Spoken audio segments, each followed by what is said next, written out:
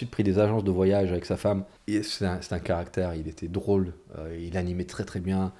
Et si jamais Jimmy, tu écoutes ça, j'espère que tu es toujours en vie et que tout va bien. Mais qu'est-ce que j'ai aimé ce que tu as apporté à l'équipe. Il arrivait à te mettre un sourire sur le visage. Ça faisait, t'as dormi 2 heures, il y avait un départ à 4 heures du mat, fatigué, t'avais des tendinites, de le voir arriver, c'était T'étais chouette. bien, quoi. T'avais ton énergie pour la journée, ouais. C'était chouette, c'était chouette. Il savait comment obtenir vraiment 100% de chaque personne par son charisme, sa proximité, etc. Et j'ai fait une bonne saison et il m'a appuyé sur la promotion pour chef de village. J'avais rencontré une femme magnifique qui s'appelait Marie Jacoupi, une blonde aux yeux bleus. Je l'avais rencontrée à l'île Maurice quand j'ai fait ma saison à l'île Maurice. Et je suis tombé amoureux. Mais amoureux. Blonde, les yeux bleus. Elle venait de Périgueux. Une douceur incroyable, etc. Et elle est venue plusieurs fois me voir à Ibiza. Donc j'étais relativement sage parce que j'étais amoureux. Parce que le rôle de chef des sports aussi, t'es toujours sur scène. Je passais ma vie en micro-short, torse nu. Là j'étais gaulé de ouf. Là, je dois avouer que Brad Pitt dans 3, il avait vu une photo de moi, il s'est dit... Je vais être ça. Je dois ressembler à ça. Et t'avais des longs cheveux ou Ouais, non? j'avais des longs cheveux. T'as vu la photo chez moi où je Ah ressemble, oui, c'est vrai, ok. Et tu me dis, c'est ta sœur? J'ai dit, non, ça c'est moi. J'avais les cheveux bouclés, blonds. Oui, ok, je me souviens maintenant. Ouais. Et donc, j'ai vraiment fait de mon mieux pour rester fidèle, quoi. Je dis pas que j'ai été fidèle, parce que c'est vraiment c'était une notion au Club Med qui était très dure, très compliquée. Et donc, voilà, donc j'ai cette promotion. Et ils me disent, par contre, tu iras en doublon, tu seras l'assistant chef de village, donc en stage, au nouveau village qui s'appelle Varadero à Cuba. Cuba. Donc, ça venait juste d'ouvrir, tout le monde le voulait. C'était... Donc non seulement il m'appuie sur le truc, j'ai fait une saison chef des sports. Et ça c'était rare, non, je faisais 3 ou 4, et ensuite je faisais une, il m'appuie pour être chef du village, dans le village où tout le monde voulait aller. C'était, wow. Donc je raconte ça à Marie, et là, je suis content pour toi, t'as travaillé pour ça, je suis tellement fier de toi, c'est génial. Mais j'ai beaucoup réfléchi, si tu pars à Cuba, il faut qu'on arrête notre relation. Je suis amoureux, qu'est-ce que je fais? Donc je parle au Club Med, etc. J'étais entre deux, je ne savais pas quoi faire. Et comme un con, qu'est-ce que je dis au Club Med? Non, j'y vais pas. Donc j'ai refusé le rôle pour l'amour. Et donc Club Med me dit, bon, si tu veux pas partir au village, nous on veut pas te perdre. Tu es devenu vraiment un élément excellent, etc. Fédérateur, leadership, c'était une notion très vague. J'avais jamais lu dessus, j'avais jamais étudié le leadership. Tu vois.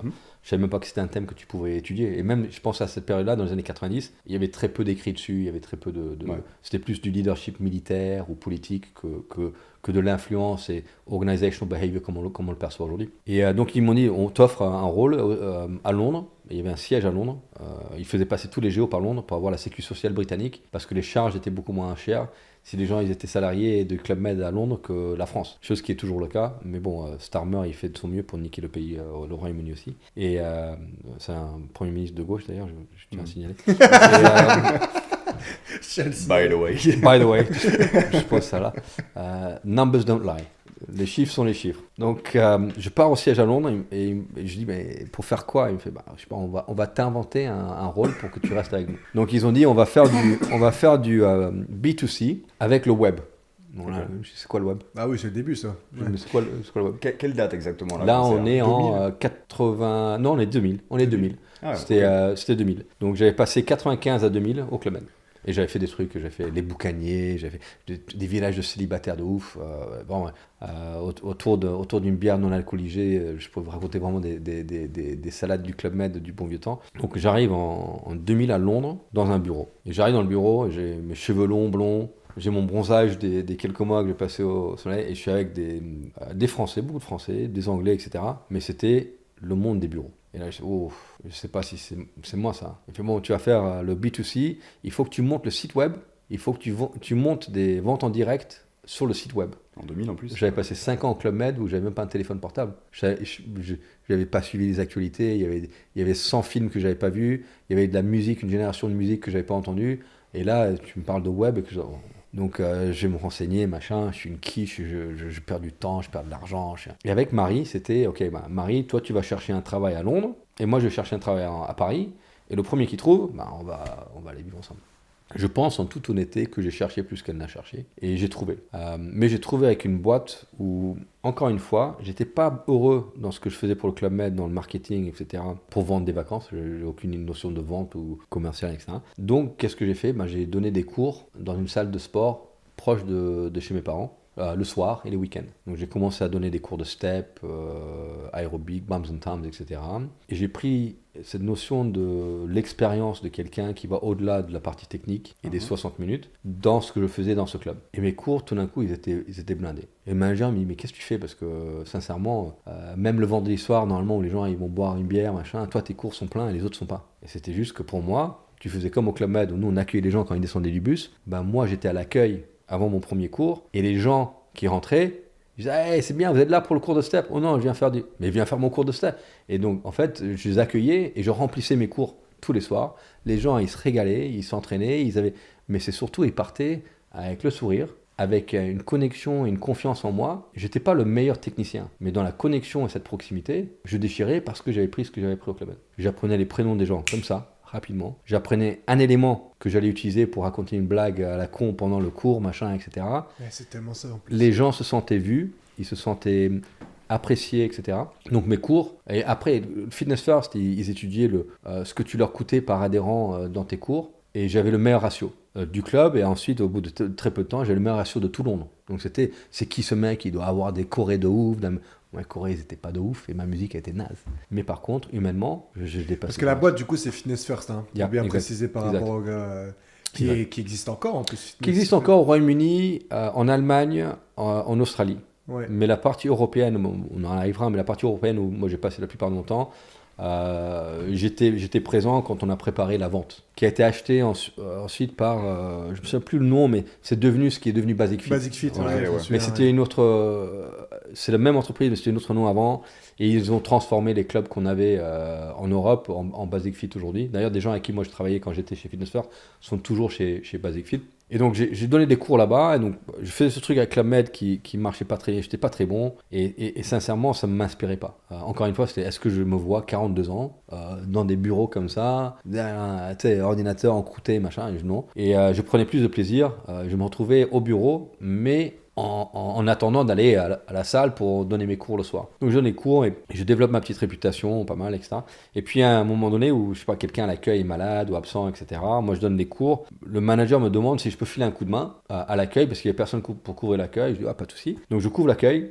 Et même approche, c'était que peut-être pour moi ça allait être la 50e conversation de la journée, mais peut-être pour toi c'est la première fois que quelqu'un te regarde dans les yeux et te demande comment tu vas, etc. Donc je fais ça à l'accueil, bonne ambiance, machin, et puis tout d'un coup je commence il y a des prospects qui rentrent et je vends des abonnements. Je savais pas comment vendre, je savais juste les tarifs, et que ça c'était le document qu'il fallait signer. J'avais zéro script, mais juste mais qu'est-ce que tu veux faire? Tu pourrais venir dans mes cours, putain, qu'est-ce qu'on va rigoler, ça fait longtemps, oh mon Dieu, mais honnêtement t'entraîner c'est pas une mauvaise décision, vraiment c'est une très bonne décision. Oui c'est un investissement, mais donc j'ai commencé à faire une analyse de besoin, je savais même pas ce que c'était. Ouais, bah oui. Mais juste parce que tu étais intéressé par la personne. Et j'ai vendu des abonnements, et le manager il me dit, qu'est-ce que t'as fait? J'ai dit, j'ai inscrit les deux. Quoi, tu les as inscrits? Ouais, j'ai mal. Oh, non, très bien. T'as vu combien de fois? 2. Et t'as inscrit les 2? Ouais. C'était pas mauvais à ça. Je sais pas, je trouve ça naturel. Si tu aimes les gens, si tu t'intéresses aux gens. Et donc là, il m'a dit, mais est-ce que t'as pas envie de faire des heures à l'accueil? Je dis, non, l'accueil, c'est, je sais pas, moi j'aime coacher, machin. Il fait, ouais, mais tu peux faire les deux, etc. Donc les week-ends, j'ai commencé à. Donc tout s'est fait, les logiciels, machin, j'étais une quiche, j'étais mauvais et tout. Je faisais tellement d'erreurs, j'ai dû tout casser, les tourniquets, j'ai dû tout casser à un moment donné sur la technique. Mais humainement, les choses passaient. Et fil en aiguille, je commence à arrêter avec le Club Med. Je développe ma réputation au sein de Fitness First, qui est devenue une très grosse boîte. C'était Mike Balfour qui était le fondateur. Les gens savaient que je parlais français. Et j'ai commencé à prendre la responsabilité dans le club où j'étais. C'est une femme, après c'est un mec. Et le mec avec qui j'étais 20 ans, il est devenu comme un cluster manager. Donc il avait ce club-là et un autre. Et donc quand il allait à l'autre, il me demandait à moi de veiller sur le club. Et donc j'ai appris les opérations d'un club comme ça, en mi-temps, quand j'étais toujours salarié de Club Med aussi. Et je faisais un week-end sur 2 aller à Paris pour voir Marie, parce que j'étais toujours amoureux avec Daniel Love. Dépenser tout mon argent pour prendre l'Eurostar. Ah oui, génial, pour toi. Ouais. Et fil en aiguille, Mike Balfour, il m'appelle. Ok, bizarre, qu'est-ce qui se passe? Écoute, tu gères bien le club, je parle français. Il me fait, il y a un truc, je sais pas si t'es intéressé, mais nous on va ouvrir en France. Est-ce que ça te botte d'ouvrir l'entreprise en France? Ah bah toi, ouais, t'es... Mais bien sûr, vas-y. Oui, Moi, monsieur, oui. j'ai vendu quelques abonnements, j'ai donné des cours. Ah ouais, moi, Je suis l'homme de la situation. Ouais, moi je défonce tout. Ouais, je suis capable de balayer les douches. Ouais, j'y vais, je fonce. Ouais, j'avais jamais recruté des équipes, j'avais jamais choisi des locaux, j'avais jamais négocié un bail. La loi française, aucune idée. L'imposition, je m'en foutais. Ressources humaines, aucune idée de ce que c'était. Mais fonce. Et il prend un post-it, il écrit un numéro dessus. Il me fait, je sais pas ce que tu gagnes aujourd'hui, mais je suis prêt à te payer ça. C'était peanuts. C'était équivalent aujourd'hui à 1800 balles. Mais quand tu venais du Club Med et que tu faisais des cours co pour finir la fin des mois, etc., pour aller rejoindre ma copine, vivre avec elle, vivre ma vie de rêve, le mariage, les enfants, etc., et un projet qui excitait, allez, fonce. Donc je suis parti en France. J'étais nul. Dans le recrutement, on s'est retrouvé avec un paquet de déchets de Moving, les clubs Moving à l'époque, je ne sais pas si vous vous souvenez de ça, mais Moving, ils ont fermé début des années 2000. Ils ont arnaqué tout le monde. Ils ont vendu des abonnements 3 ans à vie. Allez, viens, tu vas te... Et en fait, ils savaient qu'ils fermaient, donc ils encaissaient tes 20 000 balles, mais 2 mois plus tard, ils fermaient, ils s'enfuyaient avec ton oseille et tout. Que des lascars comme ça. Mais les gens, ils avaient la tchatch et tout. Donc, allez, on cherche un manager. Je me retrouve avec des escrocs de fous. En gros, j'ai merdé. Je savais vendre moi, mais par mon charisme et mon intérêt aux gens. Je savais pas du tout former d'autres à vendre. Je savais pas du tout recruter, intégrer les gens, les aligner avec une vision, les développer dans le temps, rectifier le tir quand ils commencent à dévier en comportement, donner du feedback, machin. Rien de tout ça. Hein. Donc j'ai écouté Mike Balfour, il est parti sur Bloomberg TV en entretien parce que c'était the success story, c'est la réussite de la bourse britannique. Il avait 17 pays, il s'était implanté en Italie, en Espagne, en Belgique, aux Pays-Bas, il avait acheté en Allemagne et en France en même temps, l'Australie aussi, la Malaisie, Singapour, Hong Kong, il avait vraiment poussé les frontières. 17 pays, et Bloomberg, je me souviens, je regardais l'entretien, félicitations, c'est magnifique, etc. 17 pays, ouais. Il y a juste, dans ce ciel bleu magnifique, il y a juste un nuage. La France, qu'est-ce qui se passe hein, là? Parce que la France, c'était Daniel Chaffé. Oui, mais c'est un nuage qu'on est en train de souffler très fort pour l'enlever de... Oh, I'm so gone. Je suis tellement viré. Je lui avais coûté 3 millions d'euros de pertes opérationnelles, plus les 1,5 million pour la construction de chaque club qu'on avait. On avait ouvert 9 clubs sur la première année, donc fait les calculs. C'était un gros paquet d'oseille qu'il avait investi en France. Tous les mois, on perdait de l'argent. On avait ouvert le club de Villeneuve-d'Ornon, là où on a la boxe, juste le Basic Fit qui est là, c'est le premier club que j'ai ouvert en France en 2001. Et on perdait de l'argent tous les mois. On ouvre le club en même temps qu'un club en Espagne et un club en Italie. On fait la pub, machin, et on va faire les préventes et tout.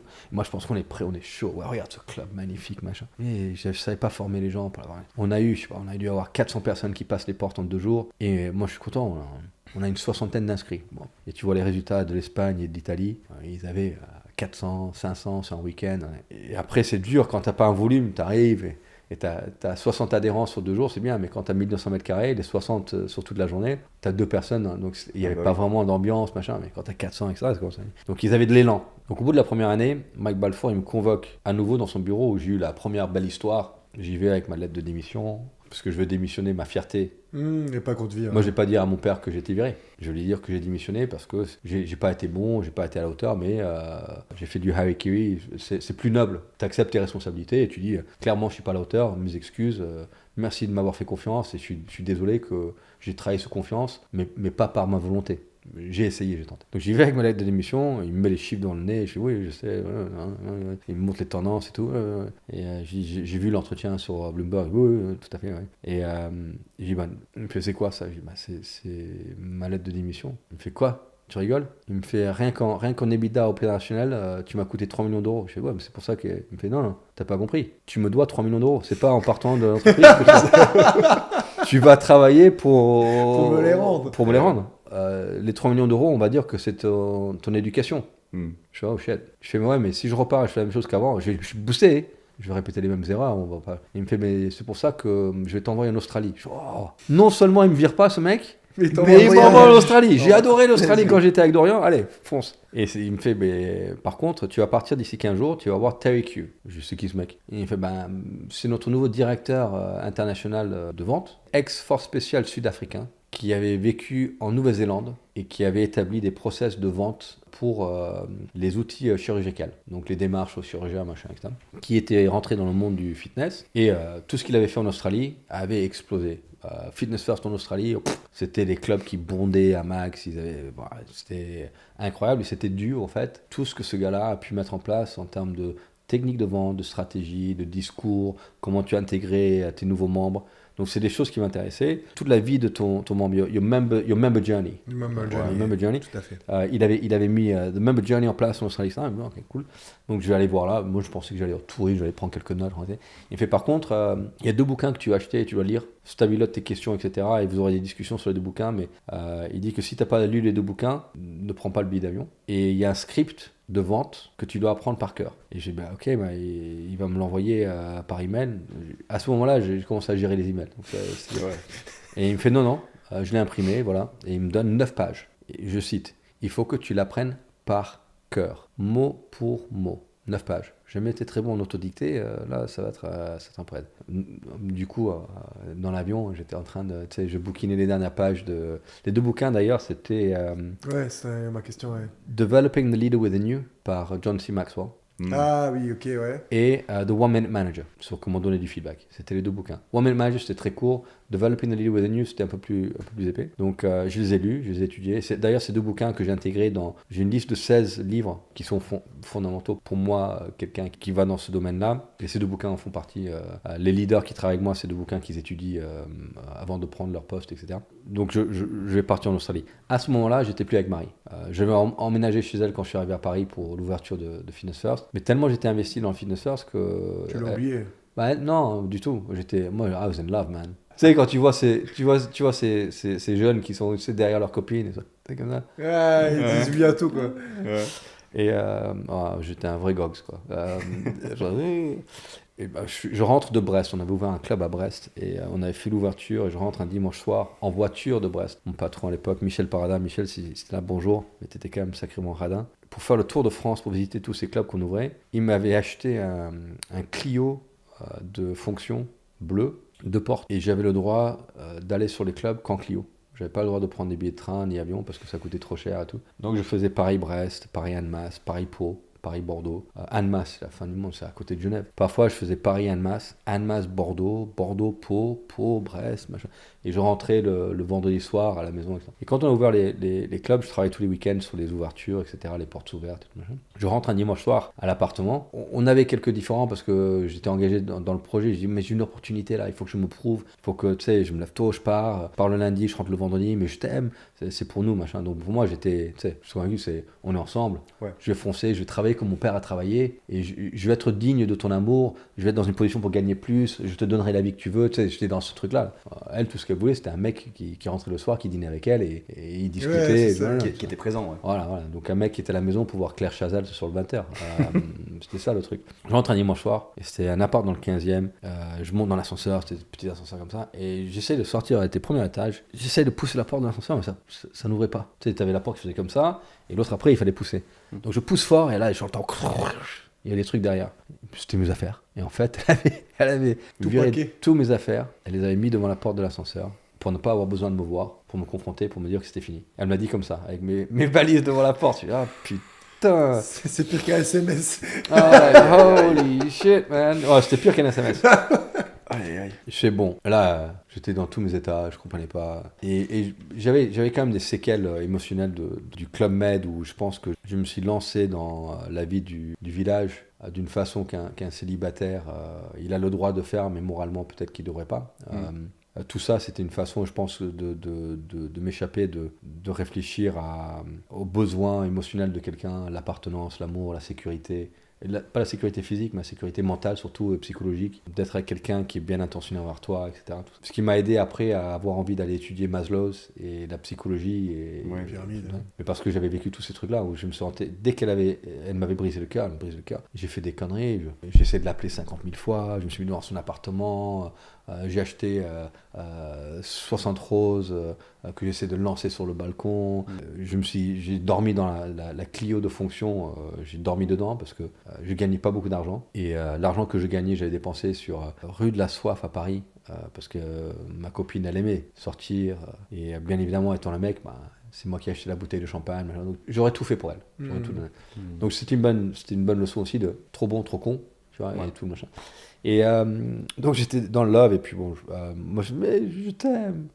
C'était pas assez. Mais il fallait être là. Et tout. J'ai dormi dans la voiture 3 nuits. Je prenais les douches dans un de nos clubs. Je disais à personne. J'ai pas dit à mes parents parce que je voulais pas qu'ils s'inquiètent, mais je voulais pas, encore une fois, c'est un échec. Ouais. C'était un échec qu'il fallait que je digère, que j'avale. Je n'allais pas dire à mon père, ton fils il est faible, il a le cœur brisé, et il vacille, il sait pas trop quoi faire. Là on dit, oui t'inquiète, tu as le droit de pleurer mon fils, machin. À l'époque t'es un homme, tu vois, c'est like, man up, tu vois, et assume, et puis c'est quoi le plan, tu vois. Mon père il a dit, comment tu plains?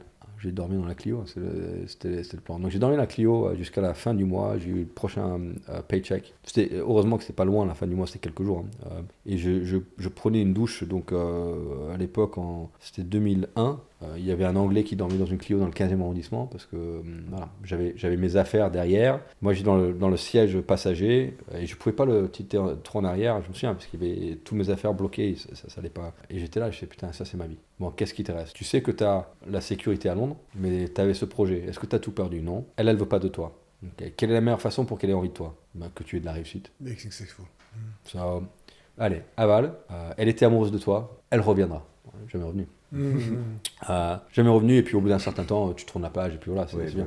Je l'ai croisé à Paris. Ouais, j'avais demandé si tu as des nouvelles. Je l'ai croisé à Paris il y a environ 2 ans. Non, plus que ça, parce que j'avais la Dodge. Donc j'étais en Dodge Ram à Paris, et on est à côté des Tuileries. Et je conduis, et je vois le dos, et honnêtement, c'était les cheveux, même silhouette, mais 20 ans plus tard. Ouais. 20 ans plus tard, même plus, 21, 22 ans plus tard. Et donc j'arrête la voiture, j'avais des mecs, j'avais Julian Festor, Élie Margerin, David Nouvel était dans la voiture avec moi. J'arrête la voiture, je dis les gars, désolé, qu'est-ce qui se passe? Ils pensaient qu'il y avait un plat, je descends la voiture, je fais le tour, et elle marche comme ça, et elle voit ce mec qui est juste rangé sa voiture sur...